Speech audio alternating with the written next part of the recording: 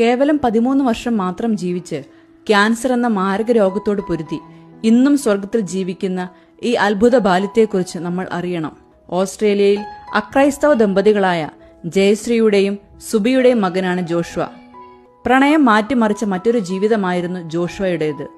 വേഗത്തിൽ ദൈവിക പദ്ധതി പൂർത്തിയാക്കി തിരികെ പോകുവാനുള്ള ഒരു തിടുക്കം അവന്റെ ഓരോ കാൽവെപ്പിലും ഉണ്ടായിരുന്നു. തനിക്ക് ക്യാൻസർ ആണെന്ന വിവരം മാതാപിതാക്കൾ തന്നിൽ നിന്ന് മറച്ചു വെക്കുമ്പോഴും അത് ചോദിച്ചറിഞ്ഞ് ദൈവം നമ്മോട് കൂടെയില്ലേ, പിന്നെ എന്തിനാ വിഷമിക്കുന്നത് എന്ന് പറയാൻ കാണിച്ച ആ ധീരത ആരെയും അത്ഭുതപ്പെടുത്തും. ക്യാൻസർ തന്റെ അസ്ഥികളെ കാർന്നു തിന്നുമ്പോഴും ക്യാൻസറിനെ പരാജയപ്പെടുത്തിക്കൊണ്ട് ജോഷുവയുടെ മുഖത്ത് തെളിയുന്ന പുഞ്ചിരിയുടെ വെട്ടം കെടുത്താൻ ഈ ലോകത്തിലെ ഒരു കൂരിരുട്ടിനും കഴിഞ്ഞിരുന്നില്ല. രോഗക്കിടക്കയിൽ തന്നെ ആശ്വസിപ്പിക്കാൻ വരുന്നവരുടെ സങ്കടങ്ങൾ തന്റേതായി ചേർത്ത് വെച്ച് അവർക്ക് വേണ്ടി പ്രാർത്ഥിക്കുന്നത് ശരിക്കും ഞെട്ടലോടെ അല്ലാതെ നമുക്ക് കാണാൻ കഴിയില്ല.